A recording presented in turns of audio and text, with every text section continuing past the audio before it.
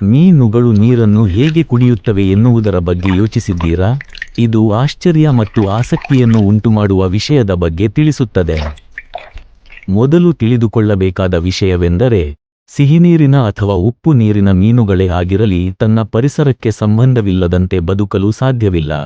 ಇವು ನೀರನ್ನು ವಿಭಿನ್ನ ರೀತಿಯಲ್ಲಿ ಕುಡಿಯುತ್ತವೆ, ಏಕೆಂದರೆ ಅವುಗಳ ಸುತ್ತಲಿನ ನೀರಿನ ಗುಣಮಟ್ಟ ಬೇರೆ ಬೇರೆಯಾಗಿರುತ್ತದೆ. ಮೀನುಗಳ ದೇಹದಲ್ಲಿರುವ ನೀರಿಗಿಂತ ಸಮುದ್ರದ ನೀರು ಹೆಚ್ಚು ಉಪ್ಪಾಗಿರುತ್ತದೆ. ಆದ್ದರಿಂದ ಅವು ನಿರಂತರವಾಗಿ ನೀರನ್ನು ಕುಡಿಯುತ್ತವೆ ಮತ್ತು ಹೆಚ್ಚುವರಿ ಉಪ್ಪನ್ನು ಹೊರಹಾಕುತ್ತವೆ. ಉಪ್ಪು ನೀರಿನ ಮೀನುಗಳು ತಮ್ಮ ಬಾಯಿಯನ್ನು ತೆರೆದು ನೀರನ್ನು ನುಂಗುವುದಿಲ್ಲ.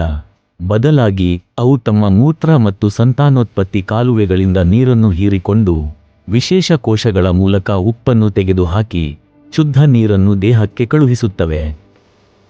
ಸಿಹಿ ನೀರಿನ ಮೀನುಗಳು ಉಪ್ಪು ನೀರಿನ ಮೀನುಗಳಿಗಿಂತ ವಿಭಿನ್ನವಾಗಿರುತ್ತವೆ. ಸಿಹಿ ನೀರಿನ ಮೀನುಗಳ ದೇಹದೊಳಗಿರುವ ನೀರಿಗಿಂತ ಸುತ್ತಲಿನ ನೀರು ಕಡಿಮೆ ಉಪ್ಪಾಗಿರುತ್ತದೆ. ಆದ್ದರಿಂದ ನೀರು ನಿರಂತರವಾಗಿ ಅವುಗಳ ದೇಹದೊಳಗೆ ಹರಿಯುತ್ತದೆ. ಸಿಹಿ ನೀರಿನ ಮೀನುಗಳು ನೀರನ್ನು ಕುಡಿಯುವುದರ ಬದಲಾಗಿ ಮೂತ್ರಪಿಂಡಗಳು ಹೆಚ್ಚುವರಿ ನೀರನ್ನು ತೆಗೆದುಹಾಕುವ ಕೆಲಸ ಮಾಡುತ್ತದೆ. ಅವು ಬಹಳ ತೆಳುವಾದ ಮೂತ್ರವನ್ನು ಉತ್ಪಾದಿಸುತ್ತವೆ ಮತ್ತು ಅವುಗಳ ದೇಹದಲ್ಲಿ ಉಪ್ಪಿನ ಮಟ್ಟವನ್ನು ಕಾಪಾಡಿಕೊಳ್ಳುತ್ತದೆ.